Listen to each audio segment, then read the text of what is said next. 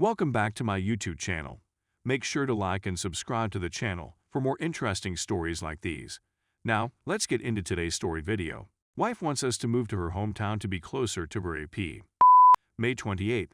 Everything seemed okay. We were chatting on FaceTime many times a day. Then one day she claims she needs some alone time to ponder about something, so I tell her I won't disturb her. After a few days went by with no word from her, I contacted her to make sure she was well, and all hell broke loose. She was weeping, telling me how upset she has been with me for years. All the unresolved difficulties she has had with me, large and little, throughout our whole relationship. Some of it was real, certain of it wasn't, but the end result was that I needed to see a therapist to work through some difficulties I was having. Which I admit, there are certain issues I need to discuss with a specialist. We have no money, alcohol, gambling, or addiction problems. My main problems are with anger management, communication, and some control difficulties. It was a hard week, but once we began chatting again, everything returned to normal. I purchased a ticket for her to return home. Meanwhile, I had the impression that something was off about her. She wasn't behaving the way I was used to seeing her. She would constantly start weeping after saying, "I love you so much." The first week of June, meanwhile, she complains of vaginal heat and discharge, as if she had a yeast infection. She was diagnosed and treated for a yeast infection, and I joked with her about getting an STD test as well. She did receive an STD test, which came out negative, but the vaginal problem persisted. June 23rd. She returns home and the next day arranges an online appointment with a doctor to get tested again, and when she speaks with the doctor, she walks out onto our balcony and closes the door. That was a major red flag for me since she never, ever talks on the balcony. She did it again to chat to her closest buddy, which I thought was strange. I had a feeling something was wrong. Later that night, I examined her phone to see if there was anything unusual in her texts or browsing history. Another red flag was that she wiped her complete browser history while in Arizona. Then I come across a snapshot of text conversations she deleted but was still in a deleted folder, and they were between her and another man when she was changing planes in Atlanta. She was irritated with him since he failed to show up for the dinner they had arranged the night before she went for her homeland. I then searched through her phone records, noting how many times she texted or contacted his number. And she'd been in touch with him for 5 days before we had our first real chat about marital difficulties. I confronted her and discovered that he had been a long-time high school crush of hers, and she had seen him at the club one night while out with her pals. She kissed him at the bar and followed him home that night. She met him 3 more times in a public park after that, and she intended to visit him for dinner one more time before returning to me. He didn't come up on the last night, and she understood he was taking advantage of her. She said that the day following her first encounter, she felt awful and knew she had wrecked our marriage. She continued to meet him because she felt that our relationship was gone, she was lonely, and she needed a guy to give her attention and confidence. We were still communicating throughout that period she was seeing him, and she contacted him often after we spoke. There are simply a lot of emotions for me to handle right now. She claimed she went home with him because she was frustrated with me, and when she met an old acquaintance from her past, she gave in to temptation. I was even more outraged that her closest friends allowed her go home with another guy and didn't warn her that what she was doing was wrong the whole time she was there. 3 of her closest friends were aware, and none of them advised her to quit. She should have known better, and I'm simply mad at all of them. I questioned her why she came back to me instead of simply staying there. She said she wanted to come back and work on our marriage, that she wanted to be with me, and that she recognized she would never find another guy who loves her as much as I do. I honestly believe her.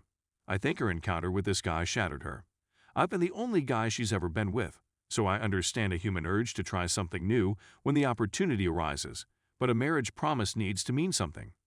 Now I feel betrayed and disgusted, but I'm not sure whether going to therapy to work on this and forgive her is worth it, or if what she did is unforgivable and dissolving our marriage is the best decision.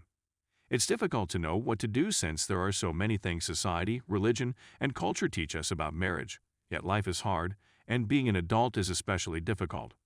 Is it normal to attempt to forgive what a loved one has done, or do we have certain standards that we must follow regardless of how much a person means to us? We don't have any children, therefore divorce is a viable possibility. At the same time, I've committed 9 years in a relationship with her, and although I believe I can forgive her for making a bad choice, It's difficult for me to accept how shabby she treated me and believe that I deserve to retain her in my life.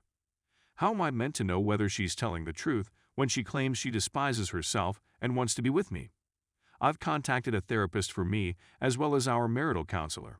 She'll need to see a therapist to work through her concerns. Story 2. My wife cheated on me and I have an odd request for her to help me cope.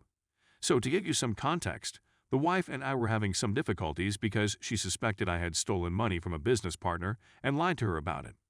I tried trying to explain to her that it was a mistake and that it was not true, and I'd even provided her evidence that I didn't do it, but she decided to listen to other people over me and filed for divorce on 10/6.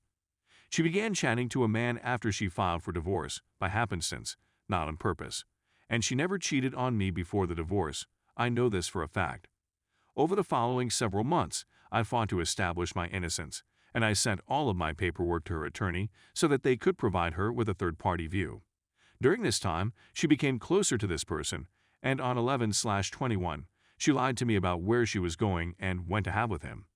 On 11/27, I discovered she was messaging this person and questioned her.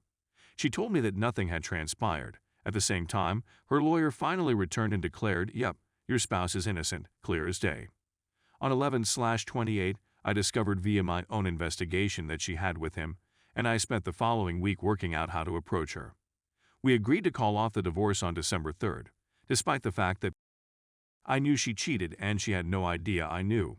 So I approached her on 12/4 and informed her that I knew something more had occurred and that if this marriage is going to succeed, she needed to tell me now. She acknowledged to having and I admitted to knowing. I also stated that I was in a bad mood and attempted to exact vengeance on her by downloading Tinder and doing the same thing, but I couldn't bring myself to go beyond a few emails with any women and presented the evidence. I never cheated or even spent the time to actually get to know any other girl. Now I'm attempting to deal with everything she did, including filing for divorce based on a rumor, publicly bad-mouthing me, selling her wedding ring, and screwing another person. She continues to beg and plead for me to take her back, and a big part of me wants to because I keep justifying her infidelity by telling myself that we were in such a bad place together and the divorce was filed before she did it. So maybe we can heal. With professional help. Or maybe not, but I love her enough to give a fair shot. She informed me a few days ago that sleeping with another lady would relieve her guilt and handed me the hall pass. I rejected because that's not who I am and I feel it would be harmful to our marriage, but dealing with her infidelity is difficult. But oddly, our life has improved, as has our communication and honesty. So an idea came to me, and I haven't questioned her about it yet, but it was as follows. If you're feeling bad enough to give me a pass, and since that's not who I am, why don't we utilize this chance to try with another female she chooses, and she may determine the rules. My rationale is as follows. I can't cheat on my wife. Period. Regardless of what she did or how irritated and upset I am. We've grown closer and shared more than we ever have in all facets of our life, and we've even discovered new things in bed that she loved without even realizing it.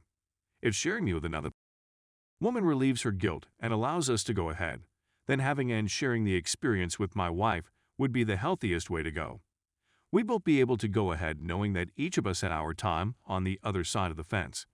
Since her cheating made her realize that she has it perfect with me and will have to live with hurting the person who loved her more than anything, her words, maybe spending time on the other side of the fence with her involved and picking the partner will bring us closer by easing her guilt, my betrayal, and rebuilding our trust in one another because I'd involve her. Is any of my reasoning, notion, scenario, etc. reasonable, or am I insane and in such a strange place that I'm simply grabbing for anything to make me feel complete again?